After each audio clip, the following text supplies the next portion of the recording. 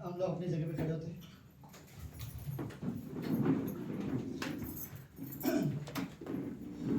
इस पंक्ति पे मैंने यह हफ्ते में 2 बार बात कर चुका हूँ और वही पंक्ति आज मैं आप लोगों के साथ शेयर करना चाहता हूँ। लेकिन पंक्ति वही होगा, लेकिन संदेश वही नहीं रहेगा। और मैं विश्वास करता हूँ कि आज परमेश्वर इस कमरे में हम सभी से बात करें।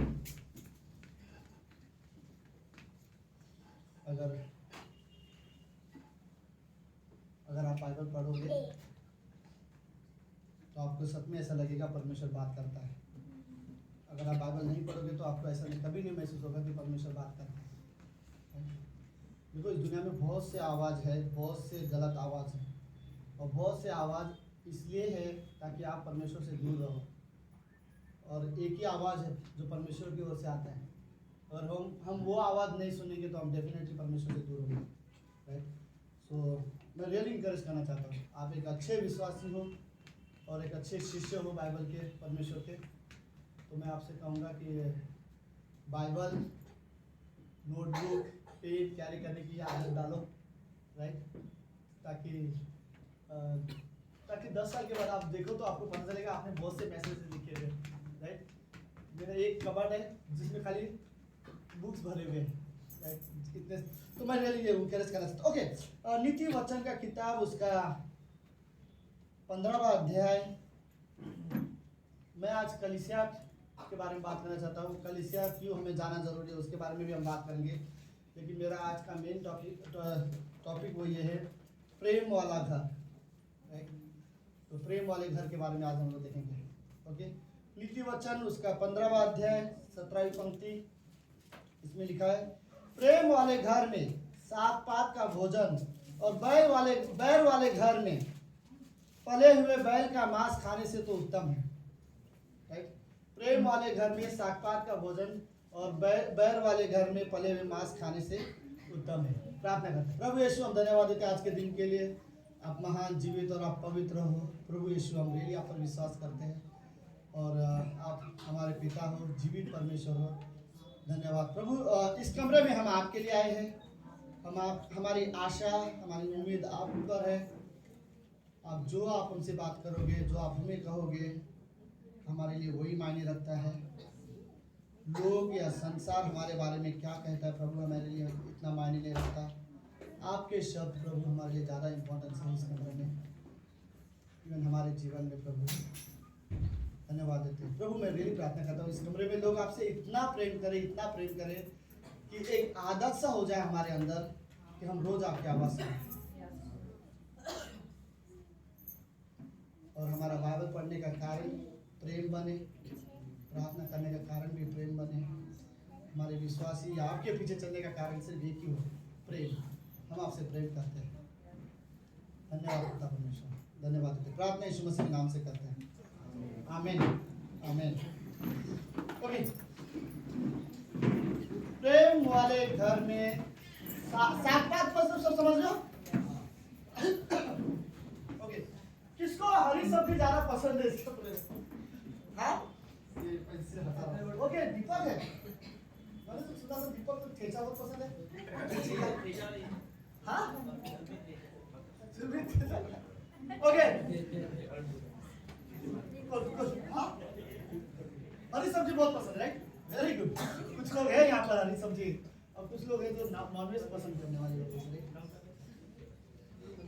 मेरी कुछ ओके, लेट्स बॉबी, आगे कुछ खाइए, एक चीज आगे। हाँ,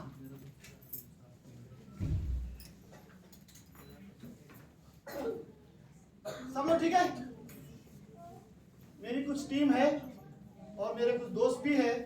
जब हम रेस्टोरेंट में जाते हैं तो उधर जब देखते हैं प्योर वेज, तो अंदर जाना भी नहीं पसंद करते कुछ लोग, राइट? पता नहीं, साग पात उनको पसंद नहीं है।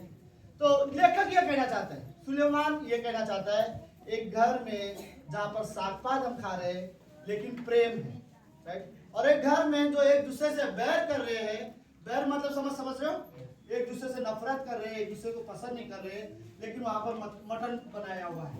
तो वो ऐसे घर में जहां पर प्रेम नहीं है, नफरत है एक दूसरे के लिए, लेकिन मटन है। लेकिन एक घर में जहां पर प्रेम है, मच्छी मटन नहीं है, साग पात है, लेकिन प्रेम है, तो ये वाला घर ज्यादा अच्छा है। तो मैं ये कहूंगा कि हमारा घर डेफिनेटली प्रेम वाला घर होना चाहिए। हमारे घर में प्रेम होना चाहिए, हमें एक दूसरे से प्रेम करना चाहिए। कोई बात नहीं, अगर आप किसी से नाराज हो, किसी को डांट रहे हो, किसी से सचमुच गलती की, सचमुच कुछ बुरा बोल दिया है, तो उसे जाके बात करो और क्लियर करो। लेकिन शाम होने तक अपने रिश्ते को वापस संभालो, सूरज ढलने से पहले अपने रिश्ते को वापस संभालो। लेकिन ये रहे कि सोते समय आप अपने आप को बोल सको, मेरा घर प्रेम वाला घर है, राइट? तो हमारे घर में सच में ये चीज़ जरूरी है कि जब भी हम अपने अपने काम, अपने डिटेल से घर पहुँचते हैं, घर पहुँचने के बाद एक माहौल तो हमारे घर में होना ही चाहिए, वो प्रेम वाला माहौल, राइट? तो घर में प्रेम, तो यहाँ पर वही ओके। मुझे ऐसा लगता है कि प्रेम वाला घर अगर कोई है तो आज के तारीख में चर्च है। चर्च में कोई भी इंसान आता है, हम उससे प्रेम करते हैं। कोई भी इंसान जब कलीसिया के अंदर आता है पहली बार, हम पूछताछ नहीं करते इससे पहले क्या करते थे, क्या किया था, कोई गलती किया था, कोई बुरा किया था, हम लोग इस पर इंटरेस्ट नहीं करते, राइट? प्रेम वाले घर में ये सारी इंक्वायरी नहीं होती है।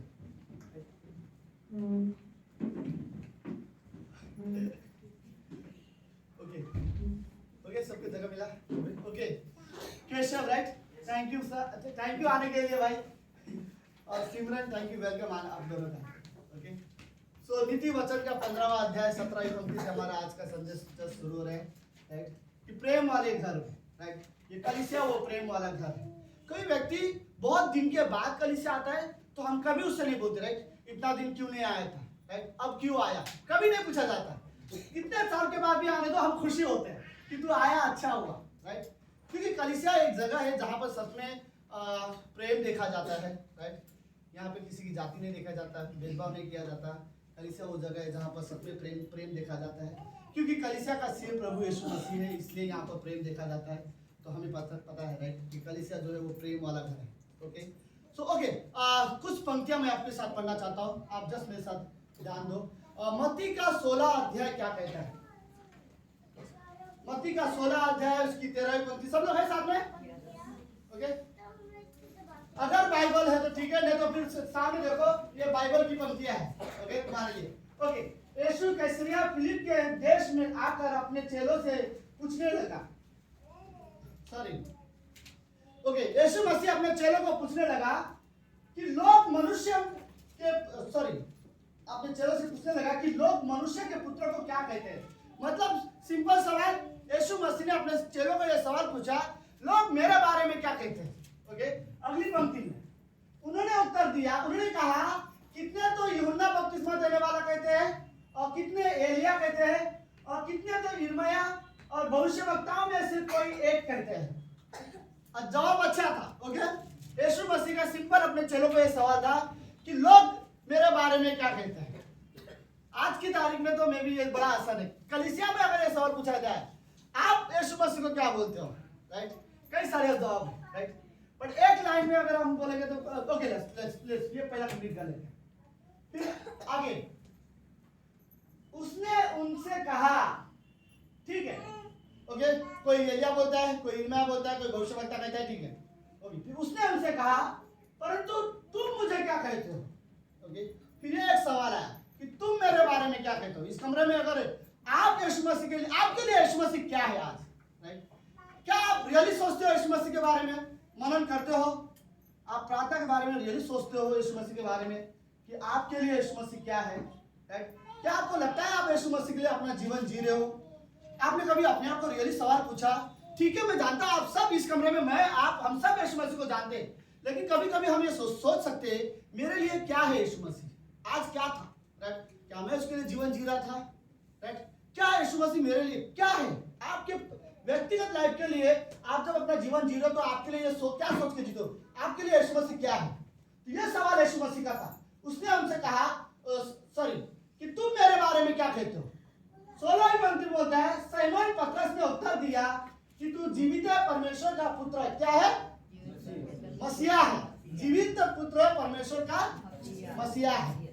ये जवाब परमेश्वर को बहुत अच्छा लगा, राइट? यीशु मसीह को ये जवाब बहुत अच्छा लगा कि पतरस ने बड़े क्लियरली उत्तर दिया कि जीवित परमेश्वर का पुत्र मसीहा है। 17वीं पंक्ति, ओके, यहां तक पहला समझो, मेरे साथ में रहोगे तो समझने की कोशिश करो। यीशु मसीह का सिंपल सवाल है, पहला, लोग क्या कहते हैं? ओके, यीशु मसीह कुछ इंपॉर्टेंट चीजें इन्हें बताना चाहता है। मतलब क्या है? मैं तुम्हें अपने लाइफ की बहुत बड़ी चीजें बताना चाहता हूँ। उससे पहले मैं ये जानना चाहता हूँ तुम्हारे लिए मैं कौन हूँ, फिर मैं बताऊंगा कि मैं तुम्हारे लिए क्या करने वाला हूँ, ठीक है? तो यीशु मसीह ने वही सवाल पूछा था। पहला पूछा कि लोग क्या बोलते हैं, एलिया नबी, भविष्यवक्ता, ठीक है। अब बता तुम क्या बोलते हो? पतरस बोलता है तू जीवित परमेश्वर का पुत्र मसीहा है। ओके, परमेश्वर को जवाब अच्छा लगा। अब यीशु मसीह ने उनसे कहा, यीशु ने उसको उत्तर दिया कि हे सीमोन योना के पुत्र, तू धन्य है। तूने बहुत, ये वर्ड जो है धन्य है, ये वर्ड का मतलब होता है तू आशीषित होगा, राइट? इस शब्द जो तूने जिस तरह से तूने जवाब दिया, इस शब्द के लिए जो तू जानता था वो उस चीज के लिए तू आशीषित होगा, राइट? तू धन्य है क्योंकि मांस और लहू ने नहीं परंतु मेरे पिता ने जो स्वर्ग में है ये बात तुझ पर प्रकट की है। मतलब मांस और लहू क्या होता है? शरीर के द्वारा ये ज्ञान तुझे नहीं मिला है, राइट? ये जो ज्ञान तुझे मिला है स्वयं परमेश्वर ने तुझे प्रकट किया हुआ है। तो शरीर के द्वारा ये ज्ञान मिला हुआ ज्ञान नहीं है, जो इंसानी नॉलेज या किसी जनरल किताब के द्वारा ये ज्ञान नहीं मिला है। ओके, अगली पंक्ति, और मैं ये भी तुझसे कहता हूं। अब यीशु मसीह बताना चाहता है कि वो क्या करने वाला है, समझे भाई? ओके, फिर यीशु मसीह ने उनसे कहा, और मैं भी तुझसे कुछ कहता हूं कि तू पतरस है और मैं इस पत्थर पर अपनी कलीसिया बनाऊंगा और अधोलोक के फाटक उस पर कभी प्रबल ना होंगे, राइट? कि जो कलीसिया में बनाऊंगा और जो कलीसिया के लोग होंगे उन लोगों के लिए नर्क का रास्ता कभी नहीं रहेगा।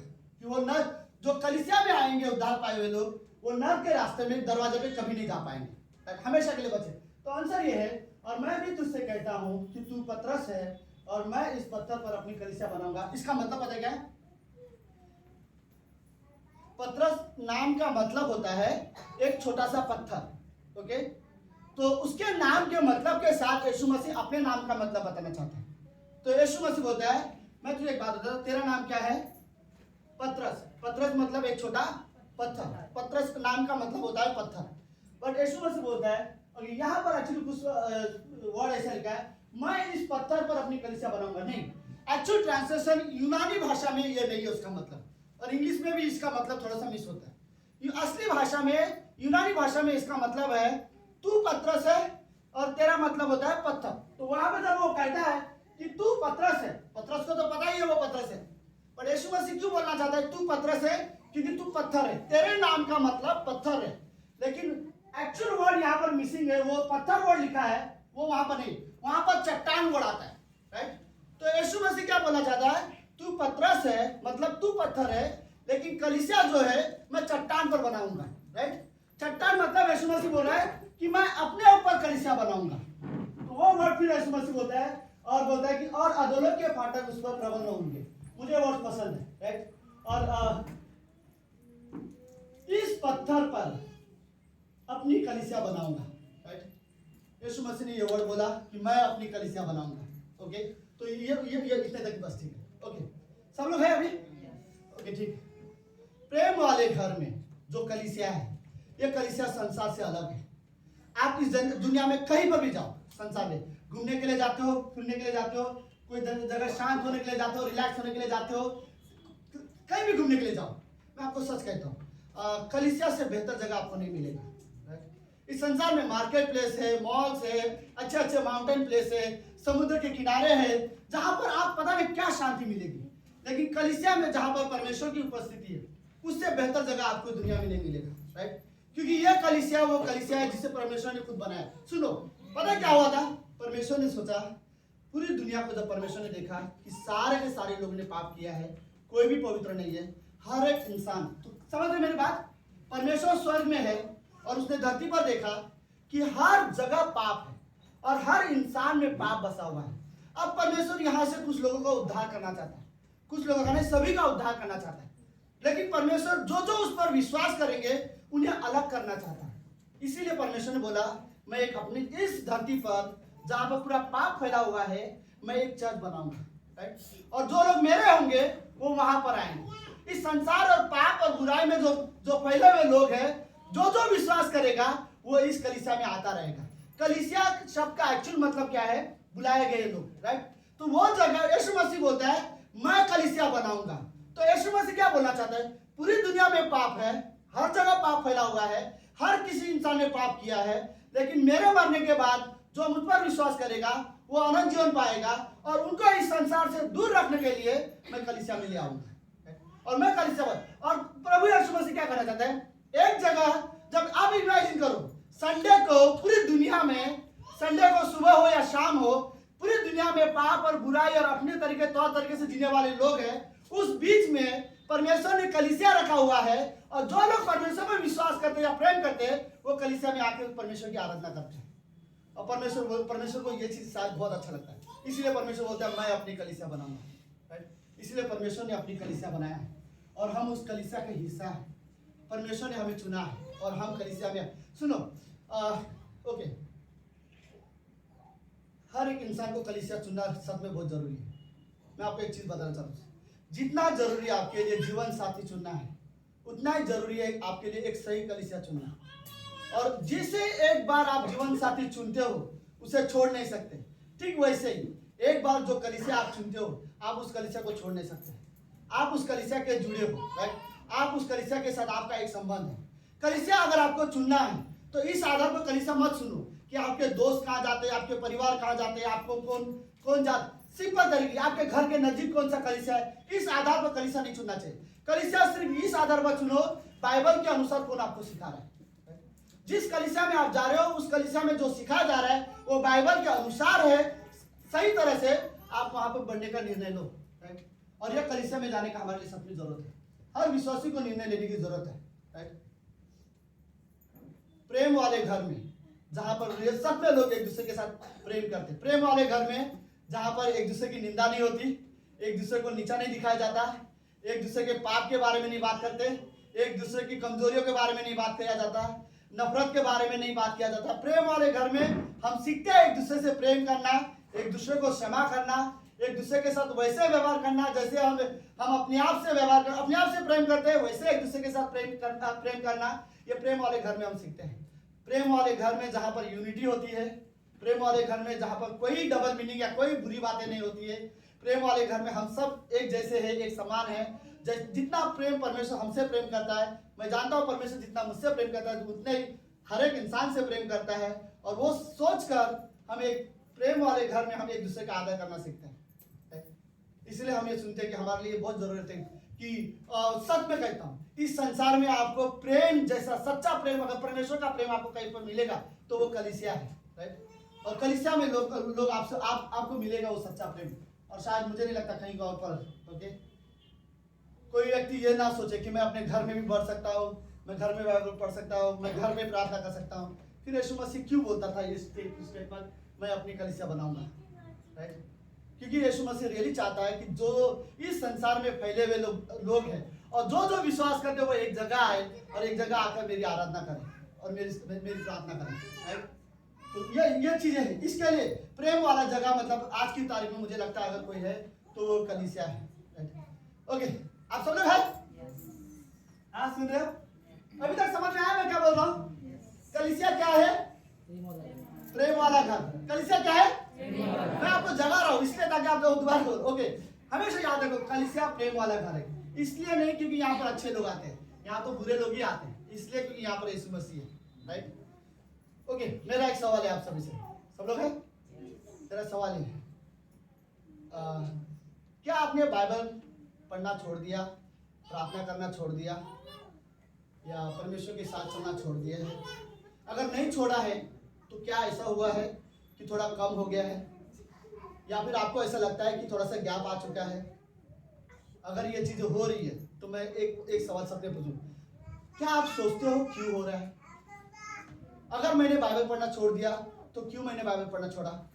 अगर मैं प्रार्थना करना छोड़ दिया हूं तो मैंने प्रार्थना करना छोड़ दिया? अगर इस कमरे में किसी को लगता है अगर परमेश्वर की आज्ञा मानना आपने छोड़ दिया है तो क्या कारण है जिसकी वजह से आपने आज्ञा मानना छोड़ दिया? क्या इसलिए आपने आज्ञा मानना छोड़ दिया क्योंकि परमेश्वर की आज्ञा बहुत कठिन है? बाइबल बोलती है नहीं, परमेश्वर की आज्ञा मानना तो बहुत आसान है। फिर ये चीजें क्यों छोड़ रहे, राइट। बट मैं ये नहीं कर रहा, मैं ब्लेम नहीं करना चाहता, मैं सिर्फ ये करना चाहता हूँ कि कलीसिया आने के बाद हम लोग सच में बोल रहा हूँ, मुझे सोचने की जरूरत है अगर मैंने छोड़ा है तो क्यों छोड़ा है, क्या कारण है? क्यों मैं पहले जैसे इंटरेस्ट नहीं है, पहले की तरह मेरे अंदर एक जोश नहीं है? क्या पहले मैं परमेश्वर से जितना प्रेम करता था आज उतना क्यों नहीं करता? क्या कारण है? किसी और व्यक्ति की वजह से? सुनो, मैं एक बात सच में कहना चाहता हूँ, किसी भी व्यक्ति या किसी की वजह से भी धरती पर किसी के वजह से भी आपका रिश्ता परमेश्वर के साथ जो है ना उस रिश्ते में बाधाएं मत डालने दो, राइट। कोई भी व्यक्ति के वजह से या कोई भी प्रॉब्लम के वजह से ऐसा ना हो कि मेरा परमेश्वर के पास जो रिश्ता है उसमें प्रॉब्लम आ रहा है। परमेश्वर इस रिश्ते में हमेशा विश्वास योग्य था और मुझे उस रिश्ते में हमेशा विश्वास योग्य रहने की जरूरत है, राइट। ये हमारा निर्णय है, राइट, कोई और कारण नहीं है। ओके, बट रियली सोचने की जरूरत है क्या कारण है, राइट। अगर मैं कुछ चीजें मैं नहीं कर रहा हूं तो क्या कारण है, हमें ये सोचने की जरूरत है। ओके, आखिरी में मे भी और 10 मिनट, ज्यादा नहीं, हमें ये सोचने की जरूरत है कलीसिया आने की जरूरत क्यों है, क्या मेन कारण है। कि मैं आपको ये दिखाना चाहता हूँ कि कलीसिया आने के फायदे मैं आप दिखाना चाहता हूँ आज इस कमरे में, सच में। ओके, तो लेट्स ये भी मेरे बाइबल नहीं होगा। ओके, आप सब लोग ठीक है? ओके,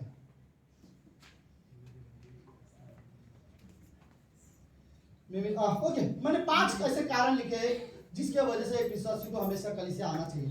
पहला कारण, अगर आप चाहते हो आपका रिश्ता परमेश्वर के साथ जो है वो मजबूत रहे तो आपको कलीसिया आने की जरूरत है, राइट।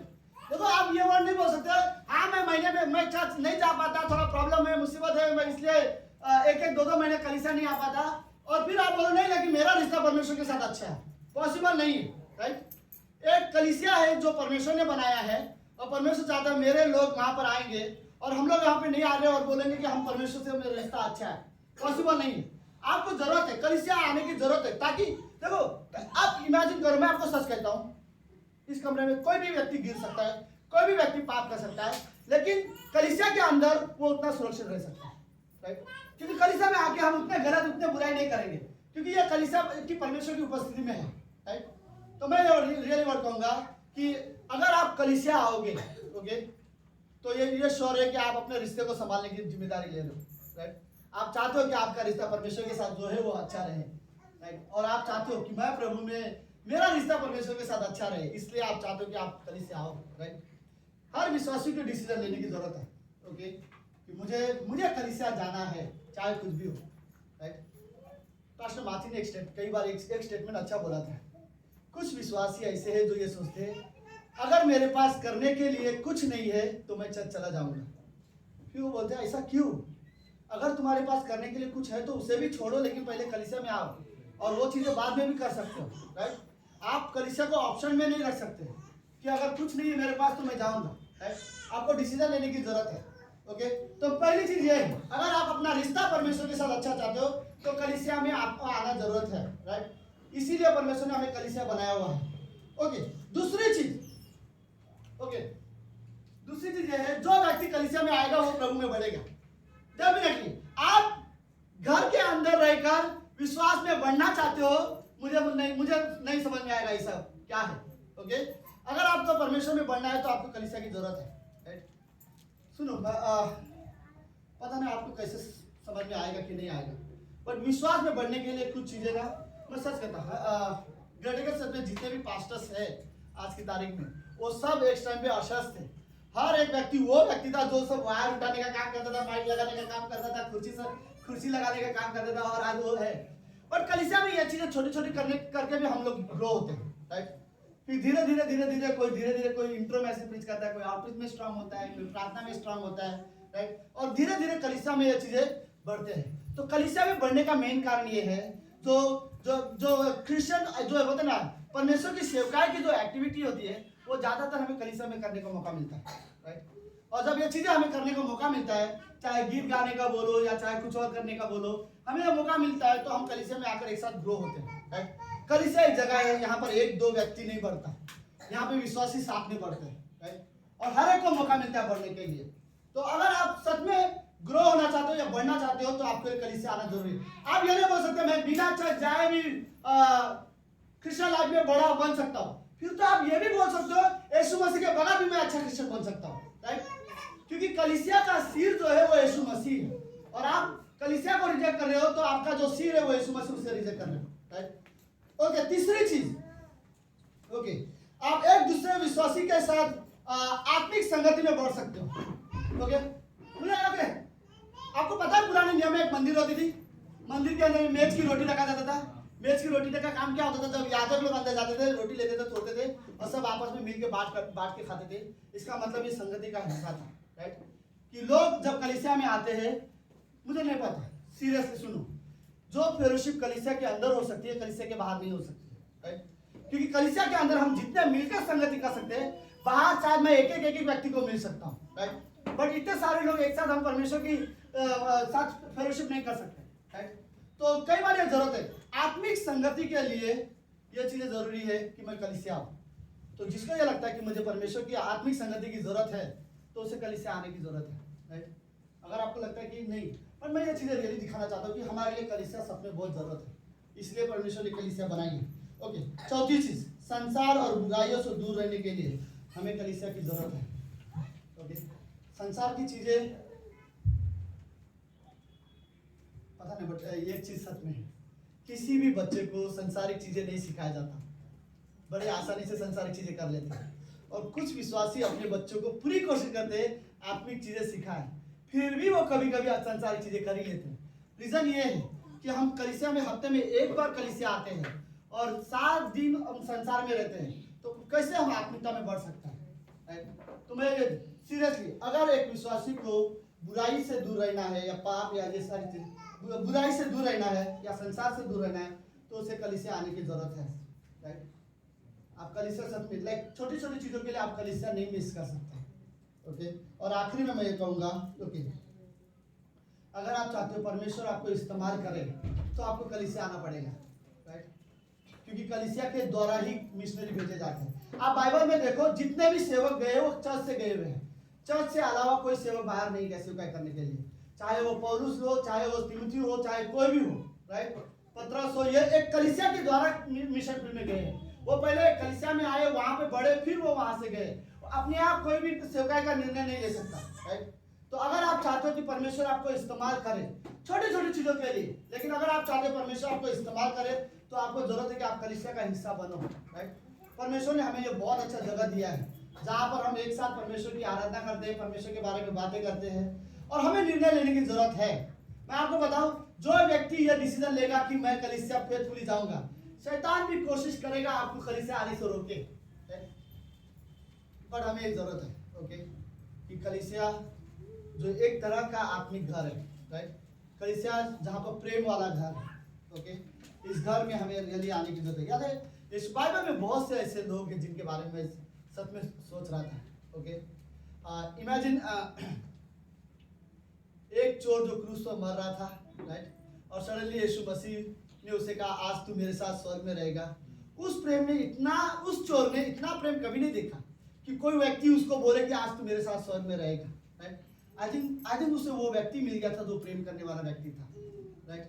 वो पापी स्त्री जो इत्र का बॉटल लेके गई थी उस घर में, उस घर में उसने देखा कि इस घर में बहुत से लोग हैं, ताने मारने लोग भी है, बुरा बोलने वाले लोग भी है, लेकिन एक आदमी है जो प्रेम करने वाला व्यक्ति है, राइट। और उसने अपना इत्र का जो बॉटल था उसी के पास जाके तोड़ी और उसके पैर पे डाल दी पूरा, राइट। क्योंकि वो जानती थी इस घर में अगर कोई है तो खाली वो यीशु मसीह था, राइट। इवन वो स्त्री, पापी स्त्री जिसे पत्थर से लोग जान से मारने वाले थे और सारे के सारे लोग उसे पत्थर से मारने वाले थे, लेकिन मुझे कहानी का हिस्सा बड़ा अच्छा लगता है। उस पूरे भीड़ में उसको अगर कोई प्रेम करने वाला व्यक्ति मिला तो वो सिर्फ यीशु मसीह था। एक चीज श्योर है, जो भी यीशु मसीह को मिलता था उसके साथ समय बिताता था, एक चीज तो उनको जानते थे कि इसका स्वभाव सच में अच्छा है। देखो मैं रियली बता, आप किसी के साथ अच्छे से व्यवहार करो, लोग आपको याद करेंगे, लोग आपको सच में याद करेंगे, याद नहीं करेंगे, लोग आपको पसंद भी करेंगे। क्योंकि जो अच्छा व्यवहार होता है, जो नम्रता का व्यवहार होता है, जो प्रेम का व्यवहार होता है, जो क्षमा करने वाला व्यक्ति होता है, लोग उसे याद करते हैं, राइट। तो इस तरह से याद रहना ज्यादा अच्छा है। यीशु मसीह इसलिए कई सारे लोगों को यीशु मसीह याद था, राइट। आमीन। लेट्स प्रार्थना करते हैं। प्रभु यीशु, हम धन्यवाद देते हैं आज के दिन के लिए और सुंदर समय के लिए। आप पवित्र हो। एक आपका स्वभाव था जो स्वर्ग में था, और उस स्वभाव का आपने इस धरती पर लेके आए और लोगों में प्रकट किया। प्रभु, नम्रता क्या होती है आपने दिखाया, प्रेम क्या होता है आपने दिखाया, क्षमा करना क्या होता है वो भी आपने दिखाया, प्रार्थना करना क्या होता है प्रभु वो भी आपने दिखाया। धन्यवाद उस नेचर के लिए, उस स्वभाव के लिए। प्रभु, हमें ज़रूरत है कि आपके स्वभाव में बढ़े। क्रिश्चियनिटी की जो ग्रोथ होती है वो यही है कि एक व्यक्ति मसीह के स्वभाव में बदल रहा है। इससे कोई बड़ी बदलाव नहीं है परमेश्वर। हम रियली प्रार्थना करते हैं परमेश्वर की, अगर हम बढ़े तो आपके स्वभाव में बढ़ना चाहते हैं प्रभु। हम रियली चाहते हैं कि ये प्रेम वाला घर, जिस घर में शायद सारी चीजें ना भी हो लेकिन प्रेम है तो वो काफी है। प्रभु, मैं प्रार्थना करता हूँ हमारा घर प्रेम वाला घर बने, हमारी फ्रेंडशिप भी प्रेम वाला बने, हमारे रिश्ते प्रेम वाला बने, ये कलीसिया प्रेम करने वाली कलीसिया बने। जो भी आए हम उससे प्रेम कर सके वैसा जैसे आपने प्रेम किया 2000 साल पहले लोगों से, और आज भी आप करते हैं प्रभु। इस संसार को प्रेम की जरूरत है, एक सच्चे प्रेम की जरूरत है। धन्यवाद पिता परमेश्वर, जब कहीं नहीं देखा आपका प्रेम और वो उसकी जिंदगी बदल गई थी। कई सारे लोगों ने देखा यीशु, जो व्यक्ति ने प्रभु यीशु आपको देखा उन्होंने प्रेम को देखा। धन्यवाद पिता परमेश्वर।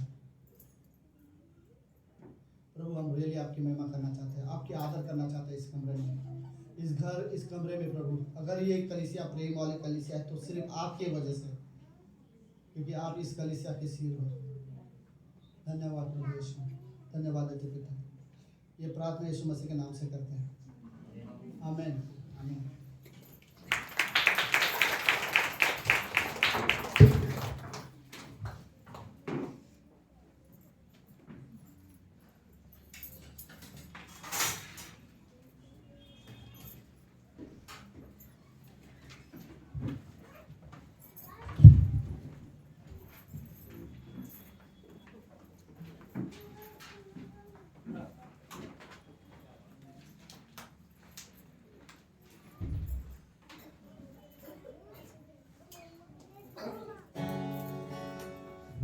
भाई अब अपने स्थानों पर खड़े होते हैं।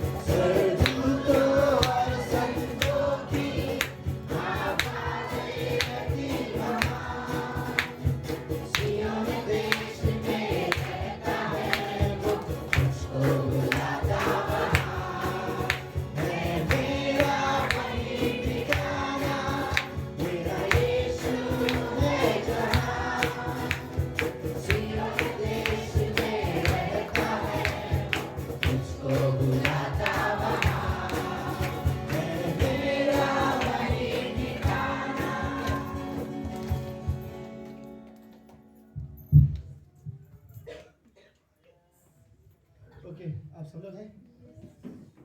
अगले संडे क्या है? पॉटलक सर्विस है। पॉटलक सर्विस सबको पता है, राइट? क्या करना है? अपने अपने घर से खाना, कोई खरीद के नहीं लाना है, सबको अपने अपने घर से खाना लेके आना है। ओके, और हम लोग सब यहाँ पर एक साथ मिलकर खाना खाएंगे। ओके, तो जो साल में एक बार हम लोग कल से हमेशा करते हैं, तो वैसे रहेगा, तो प्लीज आप लोग रहें।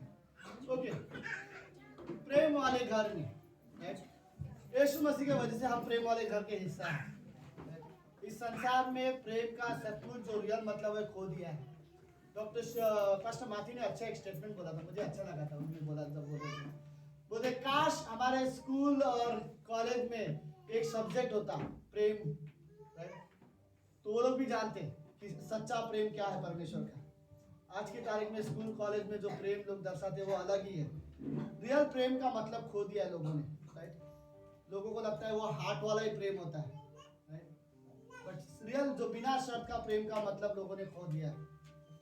तो सीरियसली मैंने पता आई थिंक कहाँ पे बोला था, मैंने 2 बार इस बारे में बात की थी, लेकिन ये बात सच में, अगर मैं कलीसिया में अगर लोग मुझे बोले कि तू एक अच्छा पास्टर है, आप एक अच्छा पास्टर हो, एक अच्छा प्रीचर हो, सुनने में मुझे अच्छा लगेगा। लेकिन मेरे घर में अगर मेरी बीवी बोले तू अच्छा पति नहीं है तो मुझे ज्यादा बुरा लगेगा। बस सीरियसली मैं बोला था, क्या बोलना चाहता हूँ मैं, अगर मेरे घर के अंदर मेरी गवाही खराब है फिर कलीसिया में अच्छे गवाही बना के क्या मतलब है, राइट। तो क्या बाहर वाले लोग मुझे अच्छा बोलेंगे, राइट, लेकिन क्या फायदा क्या है। मेरे घर वाले लोग अगर मेरी मम्मी बोले तू अच्छा बेटा नहीं है, राइट, बीवी बोले तू अच्छा पति नहीं है, और बाहर वाले बोले तू अच्छा पास्टर है, फिर अच्छा पास्टर बन के फायदा क्या है, राइट। सिर्फ इसलिए क्योंकि मैं अच्छा प्रीच करता हूँ, लेकिन स्वभाव का क्या। आपकी पहली टेस्टिमनी आपके घर से तैयार होती है, राइट, कि आपके घर में आपके घर वाले आपके बारे में क्या सोचते हैं, राइट। अगर आप वहां पर प्रेम दिखाओगे तो आप बाहर भी प्रेम दिखा सकते हो, राइट। अगर आप सिर्फ बाहरी प्रेम दिखा सकते हो, दोस्तों को पड़ोसी को, घर के अंदर प्रेम नहीं दिखा सकते, तो फिर आपके प्रेम में प्रॉब्लम है, राइट, फिर ये रियल प्रेम नहीं है। तो कई बार ये चीज की जरूरत है। यीशु मसीह जहां भी था, फरीसियों के सामने, यहूदियों के सामने, लोगों के सामने, आराधनालय में, वो एक जैसा था। उसका स्वभाव, उसका प्रेम एक जैसा था, कभी नहीं बदला, राइट। तो हमें भी रियली जरूरत है कि हम अपने घर को प्रेम वाला घर बनाएं। आमीन, आमीन। लेट्स प्रार्थना करते हैं। प्रभु यीशु, हम धन्यवाद देते आज के दिन के लिए और एक सुंदर समय के लिए। पिता, आप महान और जीवित और आप पवित्र परमेश्वर हो गॉड। ये प्रेम वाला घर इस संसार में अगर है तो आपके वजह से। इस संसार में लोगों के हृदय में सच्चा प्रेम सिर्फ उन्हीं के हृदय में है जो आपसे प्रेम करते हैं, जो आपसे सच्चे मन से प्रेम करते हैं। परमेश्वर, वही एक दूसरे के साथ सच्चे हृदय से प्रेम करते हैं। प्रभु, आप हमें रियली सिखाओ कि हम आपसे प्रेम करने वाले व्यक्ति बने। जैसे इफिसियंस की कलीसिया को कहा गया था कि तूने अपना पहला प्रेम खो दिया। प्रभु, अगर इस कमरे में हमने अगर वो प्रेम खोया है तो आप हमारी मदद करो कि हम वापस उस प्रेम में जिए। प्रभु, हम जो आपसे सब हम वो प्रेम खोना नहीं चाहते। प्रभु, हम आपसे बहुत प्रेम करते हैं क्योंकि हम जानते हैं परमेश्वर आप हमसे प्रेम करते हो। हमें आपके साथ रिश्ता रखना सिखाओ, हम आपके बारे में सोचें। परमेश्वर, धन्यवाद प्रभु यीशु, धन्यवाद देते पिता। इस कलीसिया को आप आशीष देना। धन्यवाद कि आपने कहा प्रभु यीशु, मैं अपनी कलीसिया बनाऊंगा। कोई पास्टर या कोई व्यक्ति कलीसिया नहीं बनाता है। प्रभु यीशु मसीह, आपने कहा मैं अपनी कलीसिया बनाऊंगा। धन्यवाद पिता परमेश्वर, आपकी महिमा हो प्रभु यीशु। ये प्रार्थना यीशु मसीह के नाम से करते हैं, आमीन।